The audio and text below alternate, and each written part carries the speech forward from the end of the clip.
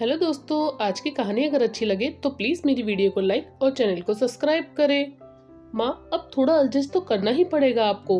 वैसे भी अनु अपना घर अपने मम्मी पापा को छोड़कर आई है, थोड़ा समय तो लगेगा ही नए घर में। और फिर आप सास हैं उसकी, आप नहीं समझेंगी तो कौन समझेगा। पापा समझाइए ना माँ को कि एडजस्ट कर ले, आखिर कोई गैर नहीं है, हम आपके ही तो बेटे बहू हैं। रमेश जी के कानों में गूंजते अपने बेटे रोहित के ये शब्द उन्हें सोने नहीं दे रहे थे। रात की खामोशी में रोहित के शब्द जैसे उनके मन में भूचाल सा ले आया था। पास ही रंजना जी गहरी नींद में सोई थी। रमेश जी उठकर बालकनी में आ गए और सोचने लगे कि समझौता कितना छोटा सा शब्द है, लेकिन उतनी ही कठिन हो जाती है समझौता करने वाले की जिंदगी। एक बार जिसने समझौता कर लिया, क्यों हर बार उसी से समझौते की उम्मीद की जाती है।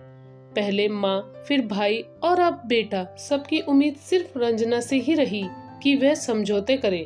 लेकिन क्या किसी ने रंजना जी के लिए समझौता किया?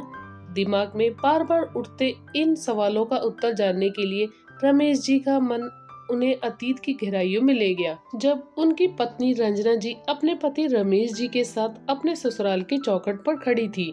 ननद भाभियां ने हंसी मजाक करती, गीत गाती हुई नववधु को गृह प्रवेश करवाया। मंदिर में छोटी सी पूजा के बाद मुंह दिखाई की रस्म शुरू कर दी। लेकिन इन सब के बीच रंजना को उसकी सास कहीं नजर नहीं आ रही थी। हो सकता है व्यस्त होंगी, मन ही मन रंजना ने सोच लिया। रंजना को ससुराल आए 4-5 दिन बीत चुके थे, लेकिन इस बीच एक बार भी रंजना की सास के साथ उसकी कोई भी बात नहीं हुई थी। दिन के 1-2 बार वह कमरे में आती और 2 मिनट रुक चली जाती। चेहरे पर न कोई हंसी, न नई बहू घर लाने का उत्साह। यूं लगता जैसे रंजना उन्हें पसंद ही ना हो। समय के साथ साथ रंजना की शंका सच साबित हुई थी। कमाओ बेटा, अब कहीं पत्नी की मुट्ठी में ना आ जाए, ये डर रंजना जी की सास के कटु व्यवहार का कारण था। देखो रंजना, माँ ने बहुत कष्टों को सहकर हम दोनों भाइयों को पाला है। मैं नहीं चाहता इस उम्र में उन्हें कोई दुख या परेशानी हो, इसलिए मैं तुमसे कह रहा हूँ कि समझौता कर लो और जैसे माँ कहे वैसे ही करो। आखिर फिर इस घर की बड़ी बहू हो तुम। जितनी आसानी से रमेश जी ने ये बात रंजना जी को कही थी, उतनी ही मन से रंजना जी ने मान भी लिया और समझौता कर लिया। अब घर में रंजना की सासू माँ का ही डंका बजता। हर महीने रमेश जी अपनी तनख्वाह अपनी माँ के हाथों में देते और घर की हर चीज उनकी माँ के अनुसार ही होती। एक पत्नी और एक बहू के सारे अधिकार छोड़ रंजना जी ने समझौते की जिंदगी स्वीकार कर ली थी। अब रमेश जी की माँ बहुत खुश थी, क्योंकि उनका कमाऊ बेटा उनकी मुट्ठी में था और बहू उनके अनुसार चलती थी। लेकिन रंजना जी उदास रहती, फिर भी रमेश जी चुप रहते। कुछ समय बीता और छोटे भाई की शादी भी हो गई। रंजना की देवरानी चालाक और आलसी थी। घर में काम बढ़ गया था, लेकिन देवरानी किसी काम में मदद नहीं करती। सुनिए जरा, देवर जी को कहिए कि देवरानी जी को समझाए। अब कितने दिन नई बहू बनकर रहेगी, थोड़ा घर में कामकाज में हाथ बटा दिया करे। रंजना जी की बात मान रमेश जी ने इस बात की चर्चा की तो छोटे भाई और उसकी पत्नी ने घर में कोहराम मचा दिया। बात घर के बंटवारे तक आ गई। जाने दो रंजना, जैसे आज तक काम किया वैसे आगे भी कर लेना। चाहो तो कोई काम वाली रख लो। घर का बंटवारा करना उचित नहीं होगा। लोग क्या कहेंगे, आखिर कोई गैर नहीं, अपने ही है। पति की बात मान इस बार भी रंजना जी के हिस्से समझौता ही आया था। सीधी सादी पत्नी को हर बार समझौता कर लेने को कहना रमेश जी को भी अच्छा नहीं लगता था, लेकिन कभी घर परिवार तो कभी आर्थिक परिस्थितियों में मजबूर हो उन्हें ये कदम उठाना पड़ जाता था। रोहित बड़ा हो रहा था, कभी स्कूल फीस तो कभी किताबें। हर बार अपने पति की मजबूरी समझ रंजना जी को ही अपने खर्चों में कटौती कर समझौता करना पड़ता था। समय के साथ माँ जी नहीं रही और छोटा भाई विदेश बस गया। अब कुछ सुख रंजना जी के हिस्से में आए थे।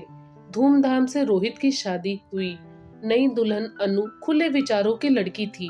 देर तक सोना, छोटे छोटे कपड़ों में घूमना और अगर संजना जी टोक दे तो नाराज हो उल्टा जवाब देना।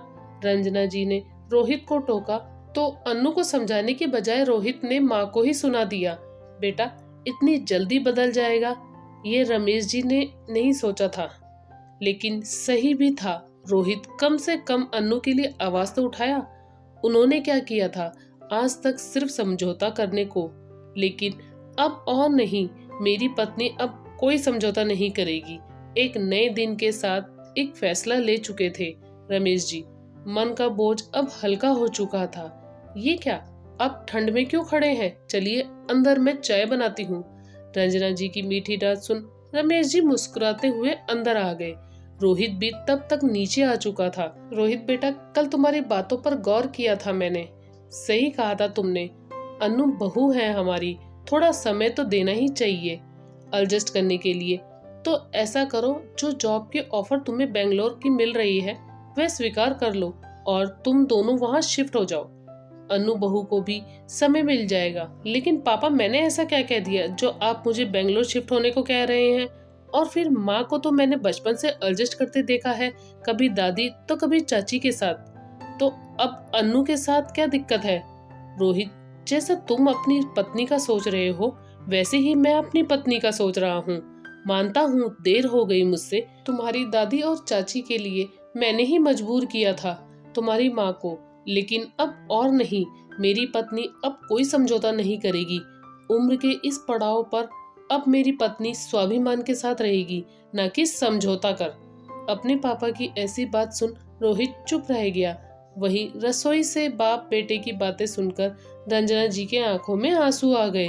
आज सही मायने में रमेश जी ने पति धर्म निभाया था।